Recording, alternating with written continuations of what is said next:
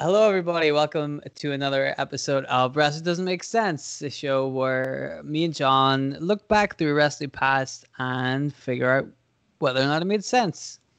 A lot of it doesn't. And today's topic makes not a single lick of sense. Not one iota of sense.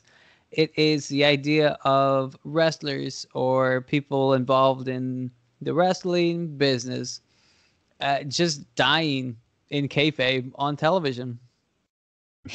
Like, why is that here's the thing, it's not even just like a one-time thing. Shit happens all the time. Well, especially over this last year, it seems. Oh god, people, well, I mean, how ironic is not the word, coincidental that in order to distract from the deadly coronavirus that's killing a lot of people in real life, pro wrestling has decided to distract people by killing people in a more playful manner. Isn't that much better? I mean, like, what the fuck, man? When you think about it, it's all in very poor taste. I think we've heard enough about people dying. Thank you very much. But no, they keep it going.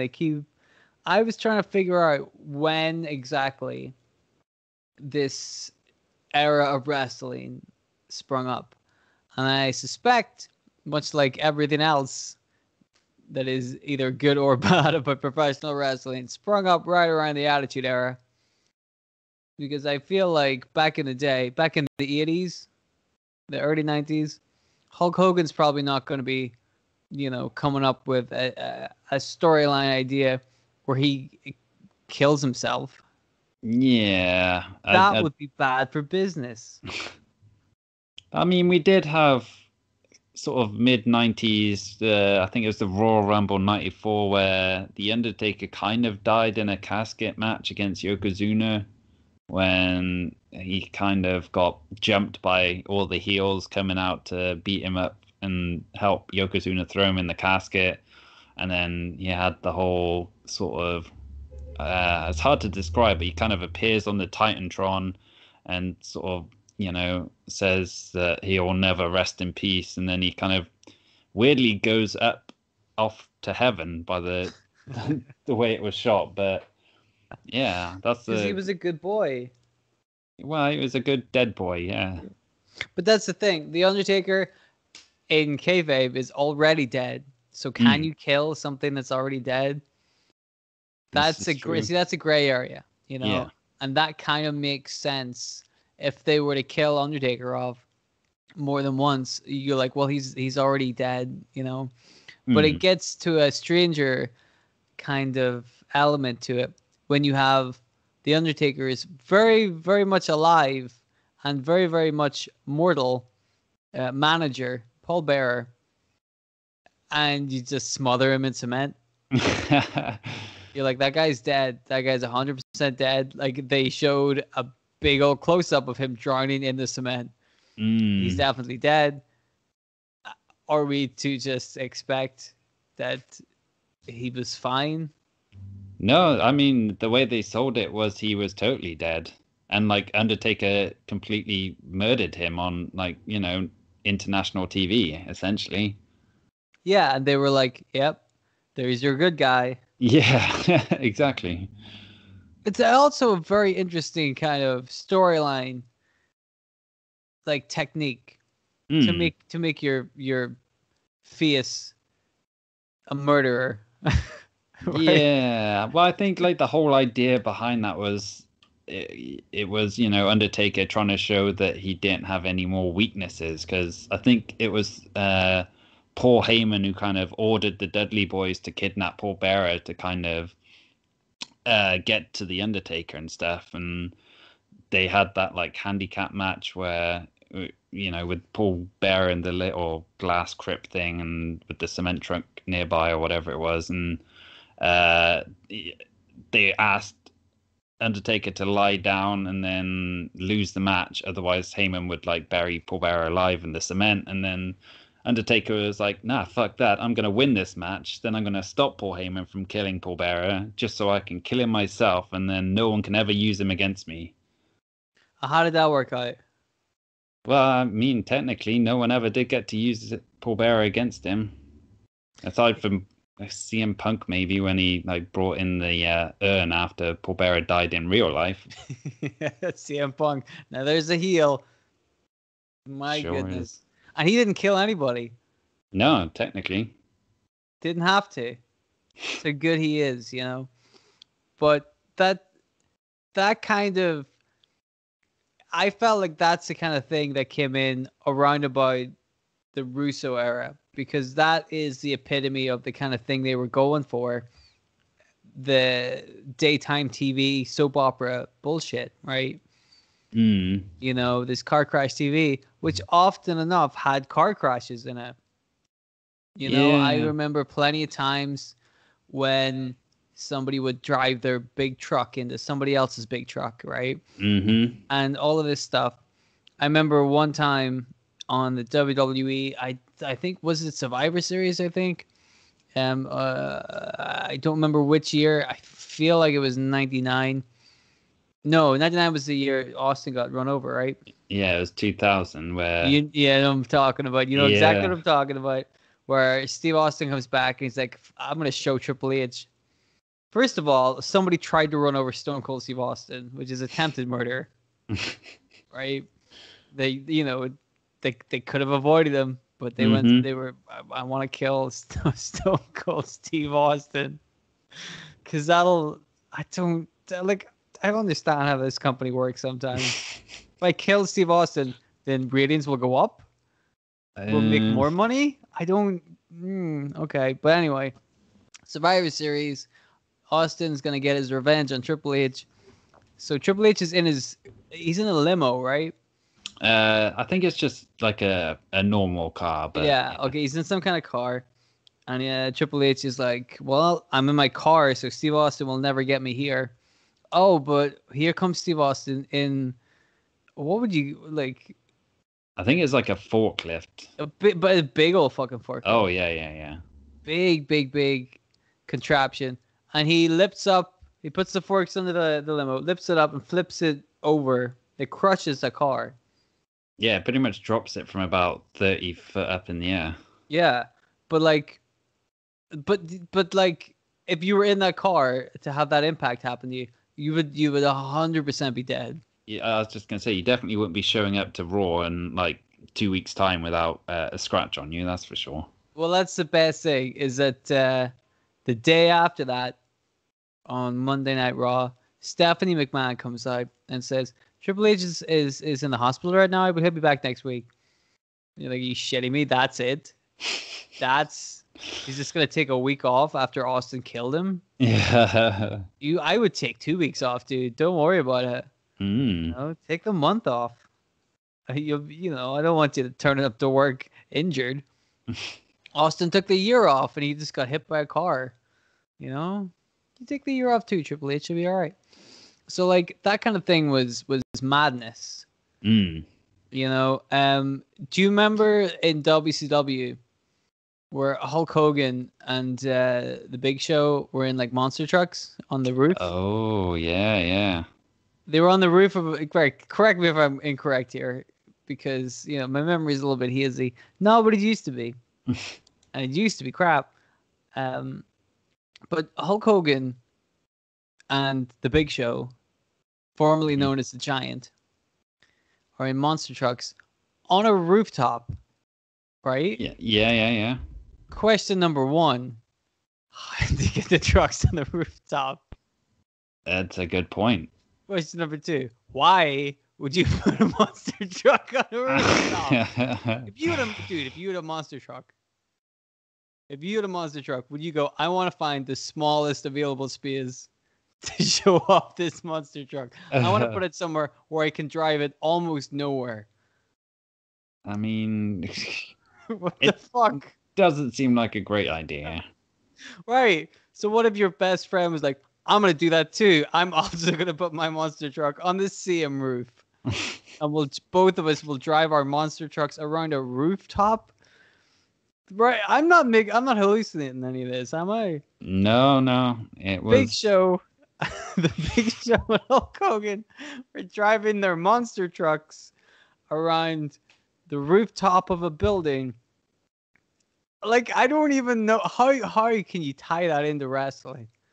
Ugh. How can you go, well, it's easy. How did we get here? It's simple. I'll show you. Like, I don't fucking know. But then at some point, the Big Show gets out of his truck, right? Mm-hmm. They both get out of the trucks. Yeah, yeah. And then Hogan, like, pushes the Big Show off the side of the building. Yeah, I think so. What the fuck? Again, how do you get to that conclusion? Because, as we know, the Big Show continued to be part of WCW after that incident. Yeah, I'm not entirely sure what the order of events was as well. Because did they have a match before the monster trucks, or did they pick it up after the monster trucks? Well, the monster truck was supposed to be some kind of confrontation, wasn't it? Like, that was at a pay-per-view, right? Yeah, yeah. It wasn't just on an episode of Nitro. I think that was supposed... But, like, can you imagine going to see Hulk Hogan versus The Big Show? They're like, here's a pre-tape segment of them on a roof. You're like, don't... I'm just... This is going to be my piss break match, I guess, because... Yeah. What the fuck? That was... Yeah. So the Big Show... I mean, he's pretty big, right? Fair play to him. But if you fall off a building, I would imagine you're gonna be hurt somewhat. But then again, this is a wacky world of professional wrestling. Leaving that in, because as we saw last year, very same thing happened. Not with the Big Show and Hulk Hogan, and not with monster trucks on the roof of a building. Unfortunately. Yeah, I know. That's definitely a trope they need to bring back. There's no monster trucks at all in wrestling. Yeah, it's kind of weird how we don't see them anymore. That used to be a really big part of it. Yeah. For some reason, like inexplicably, monster trucks and pro wrestling kind of went together. You're like, yeah, he's in a monster truck. Like, you didn't even question it, right? It was just the right level of like absurdity to also seem cool. Yeah. Know? It was like, yeah, why wouldn't Hulk Hogan drive a monster truck that has the American flag on it? Yeah, that was cool. But then, like, if they go any further with it, then the whole thing starts to unravel, and you have to start like questioning it a bit more, which is because then you're like, well, why are they on the roof, and who put them there? You could have just had those two guys driving monster trucks into the arena. People would have flipped their shit. And that would have been a good use of the money they spent on two monster trucks. Did Turner just have a shit ton of monster trucks? I think he just had a shit ton of money. Yeah, he had two monster trucks, and he would paint them up differently. This is a Hulk Hogan one, but next week we're gonna paint over it. It's gonna be totally different. Because that's just the style at the time. But yes, last year at the infamous Money in the Bank match that I don't think either of us will ever forget. At the end of it, reasons. Right. I mean, the fucking thing went on for what, 40 minutes? Ugh. It went on for a long time. And then when they finally get to the roof where the rings are. Well, and by the way, that was like 5 minutes long. Yeah, yeah. And the bit with the fucking wrestling, forget it. We want to have more funny comedy bits. Here comes Johnny Eas. This will really pop the young'uns. They're gonna have a great time seeing fucking all of these old fucking Brother Love. Oh boy, when was the last time Brother Love was on TV? Hilarious, But then right at the end, no, I'm gonna get the guys wrong. I know Rey Mysterio was involved. Yep. I think, who was the other guy that went off the edge? Aleister Black? Yes, it was. Who pushed him off the edge? Who was the dastardly villain that killed beloved favorite Rey Mysterio and sorely misunderused Aleister Black? That would be a Baron Corbin. You see, can you believe that? They had Baron Corbin kill two guys and he's still not over. Exactly. That's how bad he is. And he killed Elias. Has he killed Elias as well? Didn't he push him off the thing at WrestleMania? And he broke his back. Possibly. The way he landed made it look like he was like you could have drawn a little chalk outline around him. The murder scene, you know.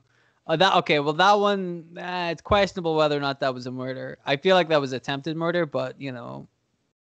I think it was kind of presented as him throwing him off the building, but then as soon as they went to like those big wide drone shots or whatever it was, that you could see that there was like another layer beneath where they were. It was like, okay, so it's not that bad then. Yeah, I had noticed that when they did the big drone shots, you could see like the little lip of the building. Yeah, and the crash mat on there. On the ceiling. So you're like, okay, on the roof of the building. So you could see, all right, you know, I guess that's what's gonna happen here. Somebody's gonna fall off the edge, and then that did happen. So you're like, all right, that's not. We kind of saw it coming, right? Mm. So like, at least they put like the elements in place for you to be able to figure it out. You know, we were all kind of hoping. I mean, morbidly or not, we were all kind of hoping somebody would fall off the edge of that building, right? Yeah. It would have been funny. I think they rushed it a little bit, so like people were like, wait, what the fuck? Is that it? Mm. You know, they could have milked that a little bit more, but at least they had stuff put in place to make it seem like that was what was going to happen, right? Yeah. Contrary to this little example that you will be familiar with because we watched it on an episode of Watch Along that's also on this channel. Go back and check it out. I believe it was the episode of Thunder that we watched in that fucking god awful hardcore match, right? Do you remember this? Oh, yeah. Triple threat tag team hardcore match that was exactly as good as you think it's gonna be, which is not. And like so much weird shit happens in that match that they totally gloss over the fact that one of the two of the wrestlers go backstage, and is it Brian Knobbs that goes? Brian Knobbs and Meng, yeah. And this comes after Meng sees like a cardboard cutout of Goldberg and thinks it's the real thing, so he spears him. Right, but then who throws who over? Like, there's a balcony nearby, and one of them throws the other one off the balcony, and that's it. They don't even tease it. They don't even like make reference to it on the commentary. Just somebody gets fucked off a balcony, and then they just carry on with the rest of the bullshit match that doesn't make any sense. Which I have to add as well ends with Norman Smiley pinning his own tag team partner to win. Do you remember there was a big lion's head at the back? Yeah, that rings the bell. What the fuck was that about? God, that's a weird company. But yeah, so somebody gets thrown off a balcony, no fanfare whatsoever. That's how lackadaisical WCW got by the end of their days. They're like, fuck it, who cares? This guy's dead. Move on. You know? Boy, weird times. Yeah. Weird times. Have you got any other examples of just casual murder in the world of professional wrestling? Because it's very casual, isn't it? Yeah, nobody has any remorse. Nobody's fucking. They're just like, yeah, life goes on, and he'll be back next week anyway. So who gives a fuck? You know, it's like the X-Men. Nobody ever stays dead. Yeah. I mean, from last year as well, there's also the whole Braun Strowman getting drowned by Bray Wyatt in the Wyatt Swamp fight. Yeah, I mean that was weird because that's how that ended. Yeah, that's how the whole show ended. The whole show ended with just like very clearly Braun Strowman is drowned. Yeah. And then how long was it before he turned up on TV again? I mean, I think it was like a couple of weeks at least, but you know. Okay, fair enough. I imagine if I was to come back from drowning, I might take a couple of weeks to recover. But in typical WWE style, what was their great excuse to bring Braun Strowman back? How did he survive? Well, they kind of didn't have an excuse for how he survived, but he came back changed because I think that's when he sort of cut his hair and he was kind of acting more of a sort of dead-eyed monster kind of thing rather than an actual human being. But even then, that only really lasted for a while, and Like as soon as the feud with Bray Wyatt and the Fiend was over, then he just kind of went back to being the same old Braun, except now he's not got any hair. Right. What a great use of people's time and energy. Right. What's he doing now? I don't know. I can't really remember what he's been doing on TV recently. I don't think he has been on TV recently. He was their heavyweight champion last year. And already he's been drawing, and now he's fucking doing nothing. Boy, how the mighty fall. Must be tough at the top for that guy. Yeah. And also, he's no hair. That poor dude. And also, he drawing. Yeah. Not having the best year. But speaking of Bray Wyatt, as we inevitably are whenever it comes to wrestling, doesn't make sense because, good Lord Almighty, it's just the thing that makes the least amount of sense the most consistently. You know what I mean? We could always bank on good old Bray Wyatt to give us some entertainment, if nothing else, because that man, that character doesn't make any sense. The problem is that it always seems to lead to something uninteresting. Yes. You got this interesting character, Bray Wyatt, the Fiend, and all of his matches build up to something incredibly unsatisfying. For example, drowning Braun Strowman in a swamp. None of us. I mean, I admit that Braun Strowman versus Bray Wyatt in a regular singles match might not have been a 5-star classic, but also nobody would die. Yeah. I assume. So. But then you can't even say that with 100% authority because somebody might die. Who fucking knows? Didn't Seth Rollins fucking basically kill the Fiend in that Hell in a Cell match? Yeah, he did a lot to him, and the Fiend just kind of shrugged it off. Killed him just enough to get a 3 count, and then the Fiend came back. How brave. What a fucking idiot. But how can we forget the Firefly Funhouse Inferno match, which only happened last month? How could we forget it? Ugh. I mean, again, say what you want about the WWE, and we have, but they give you memories. We've talked about some stuff today that we ain't ever gonna forget. Ain't never gonna forget that Money in the Bank match where 2 people casually died. Ain't never gonna forget seeing somebody drown in a swamp. Ain't ever gonna fucking forget Bray Wyatt burning alive. I mean, we've covered this. Obviously, it was a mannequin. I mean, obviously. It's very clearly a mannequin.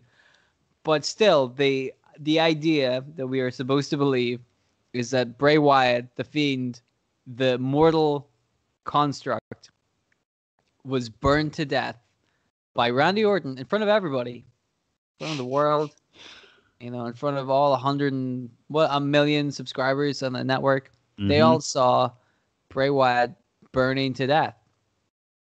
And you would have thought, WWE would have had to have, called the coroners, disposed of the body or whatever, there'd be sort of legal repercussions there, you'd think. But nope.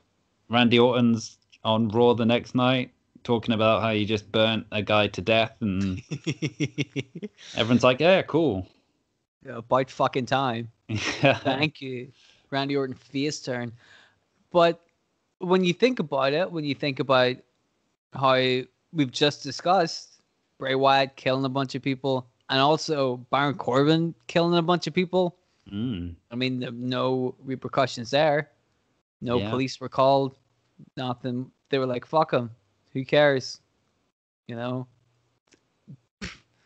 So I guess the WWE have a very lax view, very casual view on murder. They're like, this is fine. I don't see the issue here. Very strange. If it were me booking that company, I would probably have a lot less death. Yeah. You know, I mean, that's just me.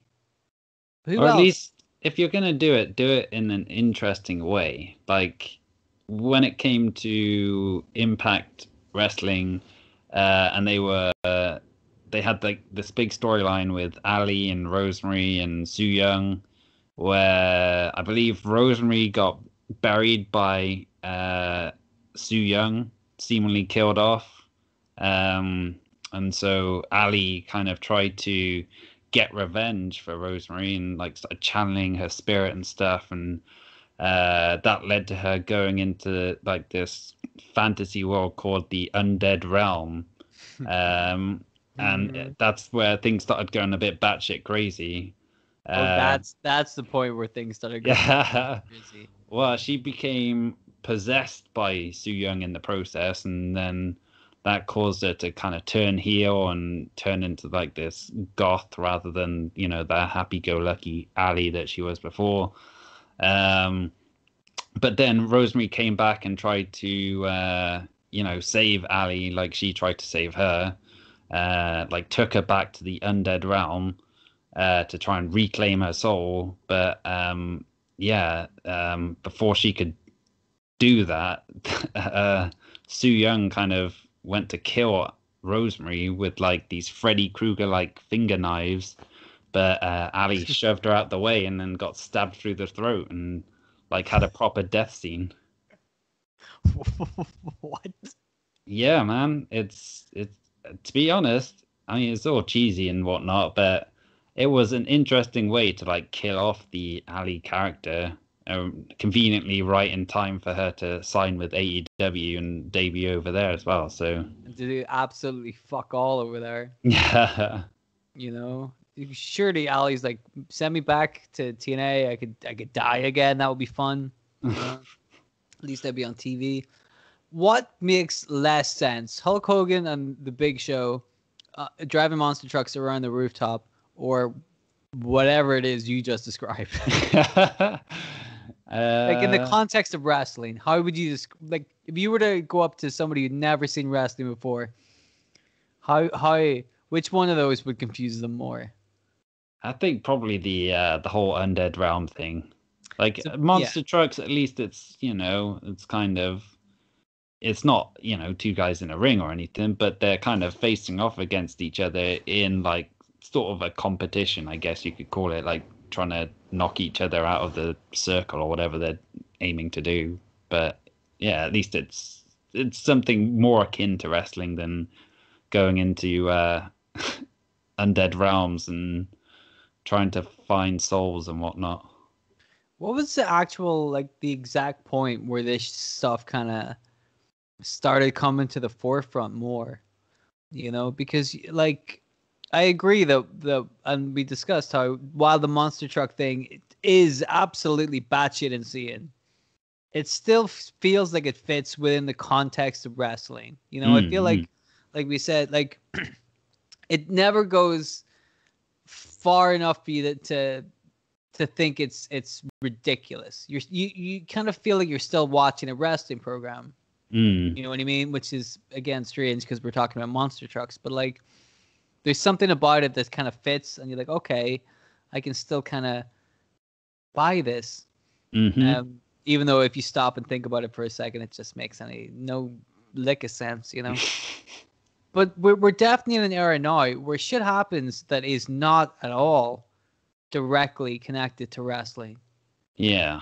Like, I mean, we saw it all last year, but it's happened must have happened before that. I would trace it back to, I mean, like, there's always been an element of this, like with The Undertaker and sort of the supernatural characters, but like it's really kind of exploded ever since, you know, Broken Matt Hardy and all the I think that shitty delete matches he's done. I think that probably is the point, where people were like, well, we can do anything, and I'm like, I don't think you can. I mean, you can, but you shouldn't.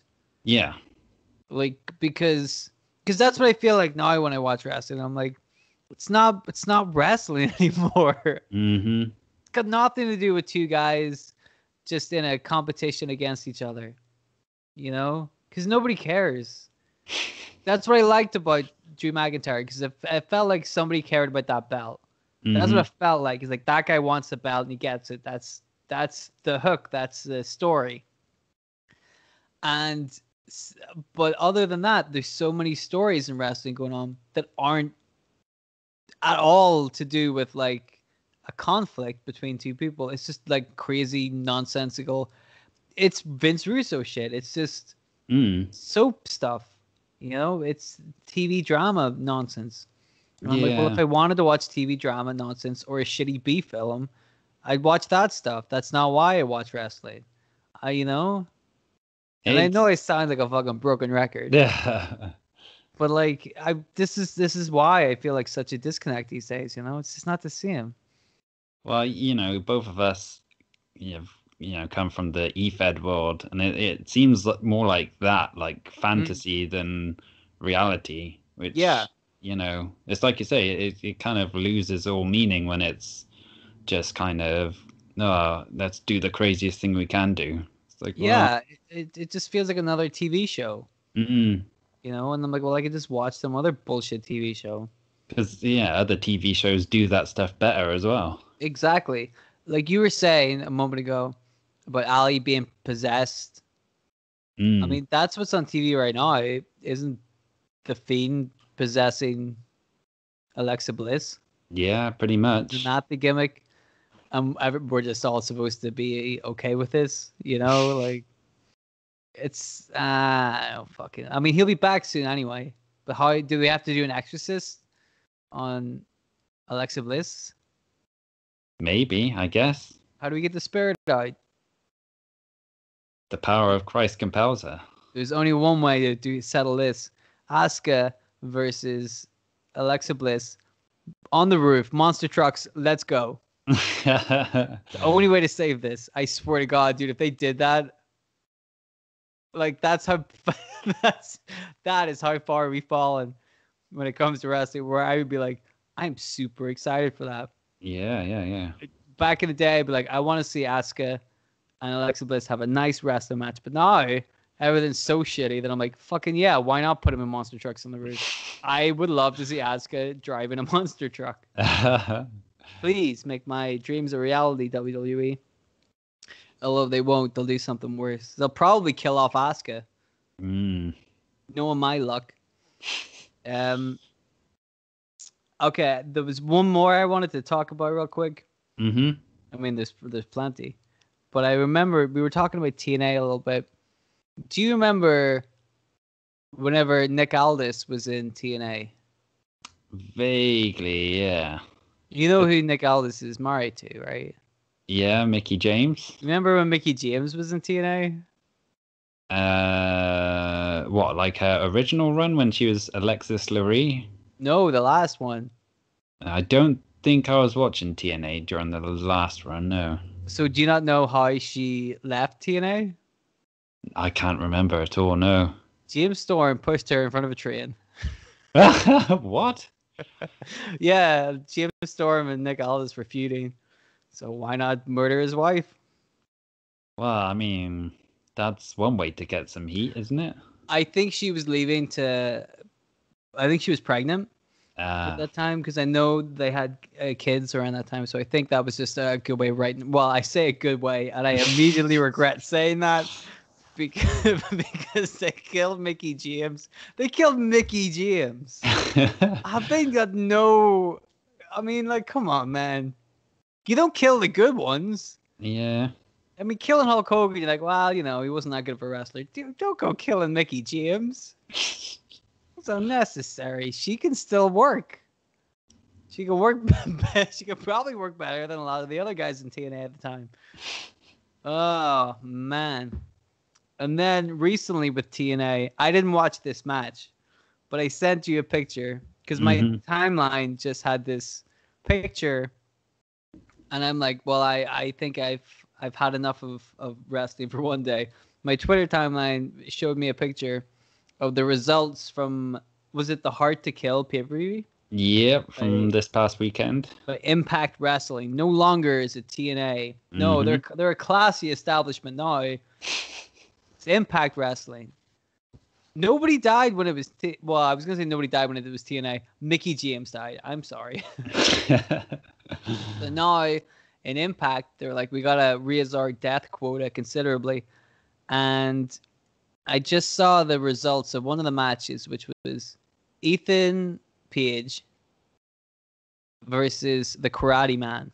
Mm-hmm. Now, I didn't know what any of this shit meant. And then I realized that Ethan Page and the Karate Man are the same person. Yeah. So already I was like, not having a good time with this one, fellas. You're going to have to up your game significantly. And instead of doing that, they had the Karate Man, who I believe is Ethan Page's YouTube alter ego. Yeah, I think he's Or made a character. couple of indie Yeah. appearances as well. Okay, well, a side character for Ethan Page. And the Karate Man killed Ethan Page. Mm. Now, Ethan Page is leaving Impact. So I understand the need to, put somebody over on your way out. Although I feel like they may have been a little bit too extreme this time. But he's going to go to another company, and he's presumably going to use the name Ethan Page. Well, not necessarily if he's going to WWE. But people have used their real name in WWE before. It's not inconceivable. It's not his real name, though. Right, but it's his wrestling name. Yeah. His real name is Karate Man. Hello. Clearly. But, like, why would you kill off the most identifiable part of your brand? Right? I didn't know he was Karate Man, but I knew he was Ethan Page. Mm. And they're like, no, fuck him, he's dead. Is it just because he might be going to the WWE and they'll give him a different name, like, Carl Bradbury? Because it'll be something shitty like that, won't it? Yeah, chances are it won't be great. Yeah, Simon Bockwinkel. But I guess it's the exact same thinking as when they killed off Ali then as well. It's like, well, you're gone, you're not coming back, so as far as, we're concerned, you're dead to us. Right, but don't you think that that's a very defeatist attitude to have? They can't be with your company forever. You can't just kill off everybody who leaves your company. Yeah, but from what I understand, this was sort of Ethan Page's baby and his decision to kind of do it this way. Although apparently he wasn't, 100% thrilled with the final outcome. Yeah, Like, I heard that too. Yeah. Yeah, I think the editing wasn't quite up to the standard that he was expecting from Impact, so he's a bit disappointed with that. Well, you saw the match, right? Yeah, it was pretty shoddy, like in terms of the green screen stuff that they did, just like constantly changing backgrounds, which didn't like add anything to the story or to the setting or anything. It was just really weirdly done. But would the story have been improved if they kept the green screen consistent? Yeah, I think so. But it's just like where here's like a field, here's like a sunset outline with like some guy wearing a Raiden hat in the background, like doing poses and stuff. It's like, what the fuck? Just have some consistency. Right, but aren't people saying what the fuck while they watch a man fight himself? Yeah. Like at some point you can't be like, well, that match wasn't realistic at all. You know what I mean? Like that was the takeaway I got from this guy, where he's like, they didn't cut it right. I'm like, how could you have cut that right? Yeah. What other than the end game that they gave you, what kind of outcome were you expecting? Yeah. Right? You're fighting yourself, and you killed yourself in this match, and the guy who killed you was called Karate Man. Like anybody can understand the level of humor that goes into this production, right? If it's not going to be Othello, we understand that, we get it. We get the gimmick, buddy. It's not going to be Shakespeare here, Like that's bullshit. And also, another case of a wrestler like being given way too much freedom. It's another thing we've talked about. It's like, well, if you can do anything, this is it. Like, if they can do anything, then they're gonna do everything. And then once they do everything, who cares? Well, again, to be fair to Ethan Page, I don't think it was ever his idea to bring Karate Man into Impact Wrestling. I think when they saw that like kind of take off online, they were like, "Oh, let's bring him onto Impact then and do something with him." So I think Ethan Page kind of got forced into doing that, and then I guess this was his way of just kind of resolving it as best he could on the way that's out. fair enough. Yeah, that's fair enough. If somebody, if they're messing with his like intellectual property and he's trying to figure out a good way to get around it, fair play, right? I'm not knocking him for that. But I will say it's all really stupid. Yeah. Oh, yeah. No doubt. So, you can't complain about it too much. Oh, boy. Here's the thing, dude. Once you sit back and start thinking about it, because you and me have been rallying about how stupid it was that people were dying in wrestling last year, because it doesn't make any sense. But when you sit back and think about it, boy, it happens a lot. Yeah. Why has this podcast gone on so long? Why? We've still got more to talk about. Yeah. There's still plenty more. I don't know. What else have you got in your bag of tricks? Okay. I've got two more that I wanted to bring up. Okay. So the first was, you remember the referee Tim White? That was the one I was going to bring up. That was infamous. Beautiful. And let me tell you, I'll give you plenty of time to explain what it was in a second. I will preface this by saying I kind of enjoyed that. But I think I enjoyed it because you didn't really like. It was just a silly thing, right? That we all knew was silly, and it wasn't really too over the top until But anyway, do you want me to explain it, or do you want to explain it? Well, it's not a lot to explain, really, is there? I mean, again, it's not Saint Shakespeare. It's a very simple plot. So I think Tim White had essentially had to retire as a referee after a Hell in a Cell match with Triple H and Chris Jericho, where he got badly injured and his shoulder was all messed up. It turns out you need a good shoulder to count 1, 2, 3 in a wrestling match. So he got really suicidal, and I think Josh Matthews kind of kept going to see him in his bar at the Friendly Tap. Mm-hmm. And Tim White basically took out a gun and made it look like he was going to shoot himself in the face. But then the next week, it kind of got revealed that he'd accidentally shot himself in the foot. And as they were explaining that, he started eating rat poison. And then, the next week, he pretty much tries to hang himself. But the rope snaps, so he, avoids death again. And it just I remember that one really vividly. It just went on and on like that for weeks and weeks. Yeah. To the point where they did this as like a WWE.com special called Lunchtime Suicide, where they would, every week have him come up with some new way of trying to kill himself. I'm sorry. But Lunchtime Suicide, I think, is the name of my new album. That is... I am outraged that I didn't think of the miniseries, the Lunchtime Suicide, by myself. I'm a fool. They have the copyright on that now. I'm outraged. Bastards.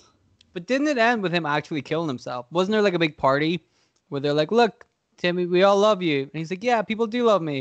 And then he just killed himself anyway. Well, that was it. I don't remember the ending, but I was just reading up on it, and I think he shot Josh Matthews rather than himself.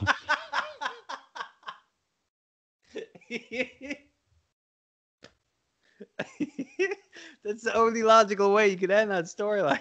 Absolutely. And then Josh Matthews, he went to Impact, and he's like, "Guys, have you ever thought about murder?" It gets big ratings, let me tell you. Holy shit, that is totally where they got the idea from, isn't it? Dude, I'm telling you, right?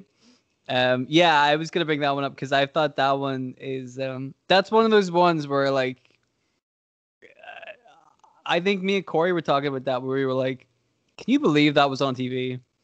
Well, it started as well, like pretty much just a month after Eddie Guerrero had died. So, I mean, it was poor taste right from the off, but they kept doing it.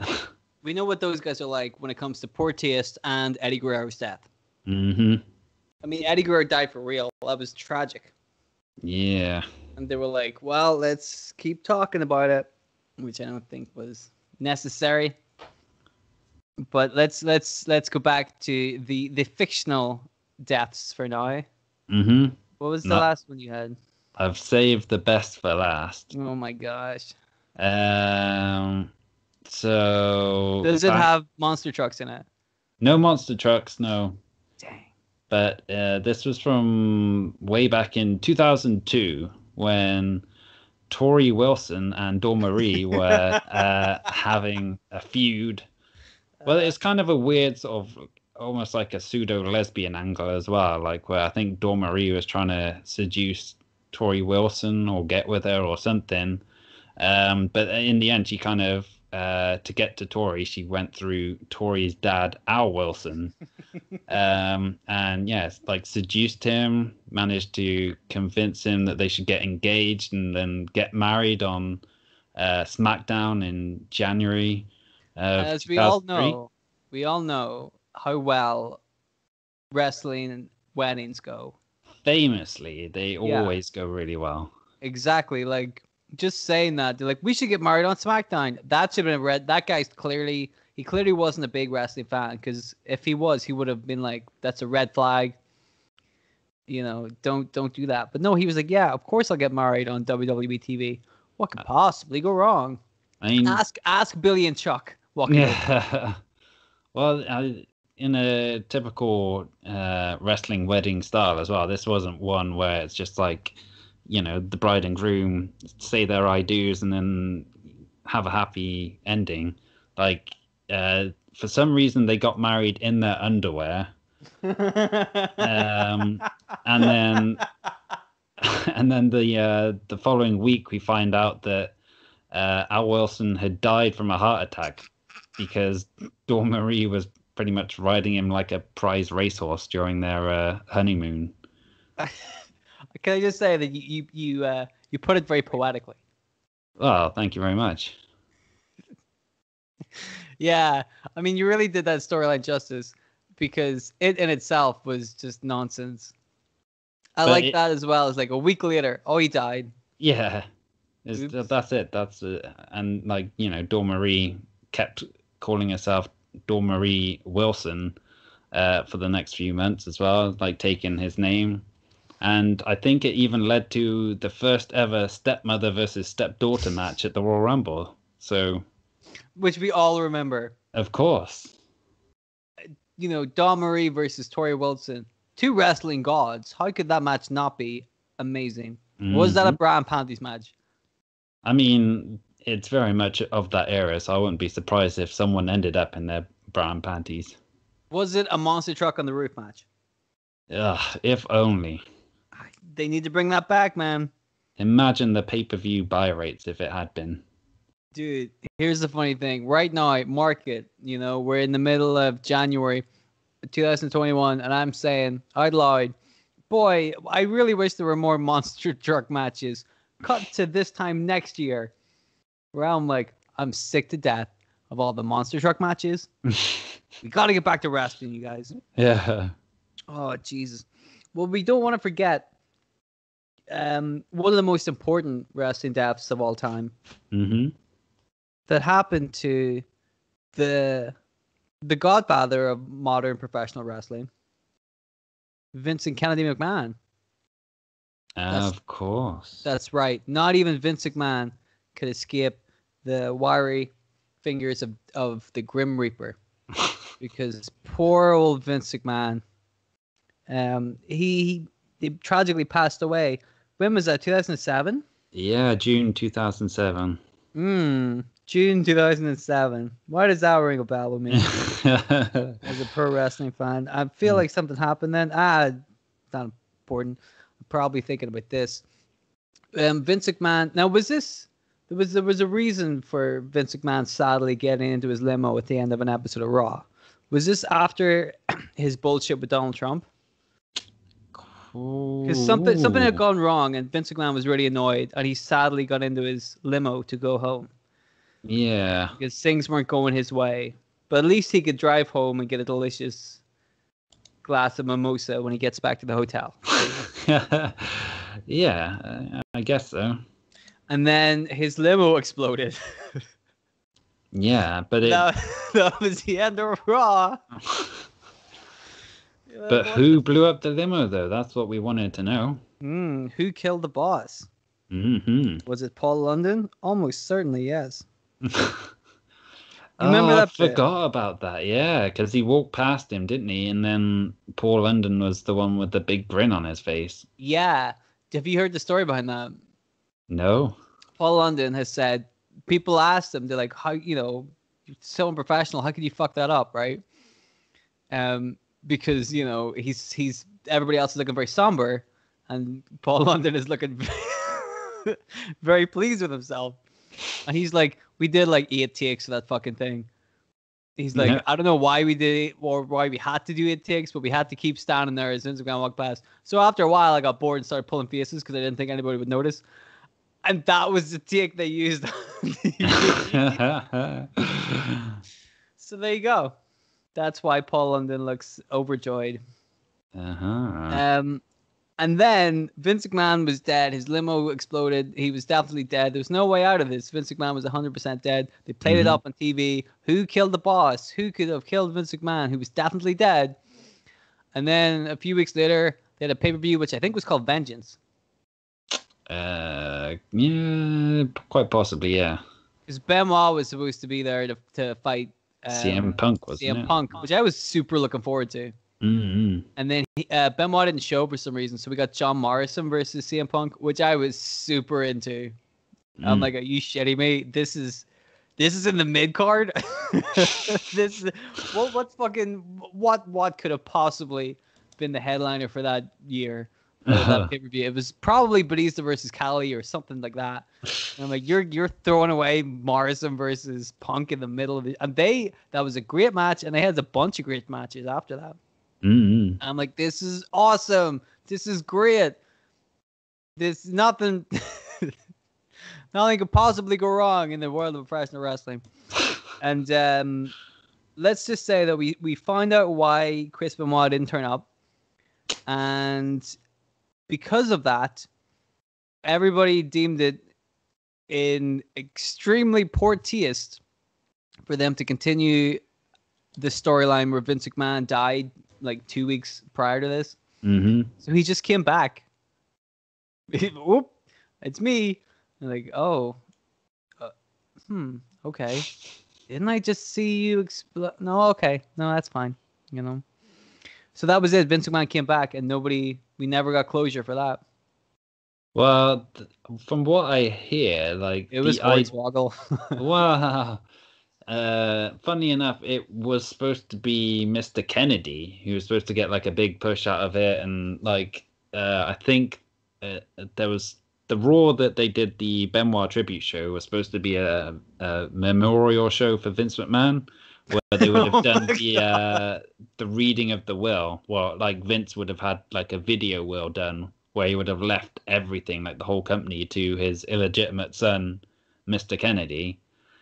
Which would have resulted in a feud with Triple H over control of WWE, and Triple H would have obviously won that in the end, and then Vince would have come back and revealed that he was alive all along, and blah blah blah.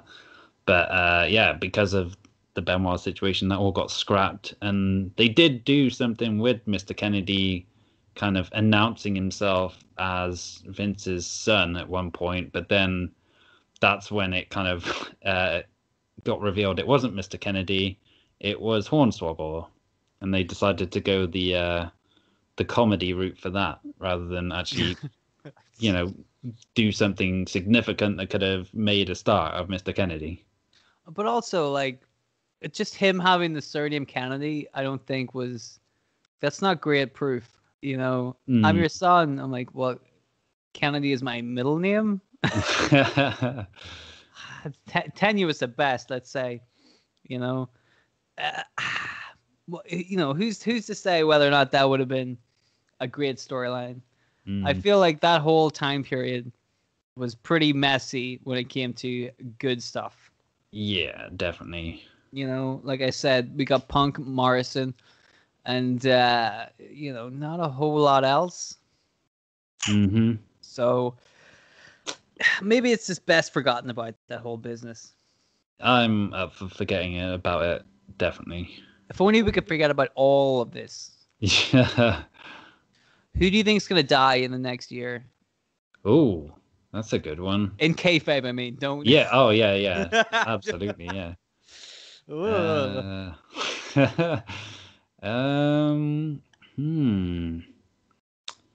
I think Matt Hardy will probably find a way to kill himself, and oh, that doesn't count. He's already dead. Because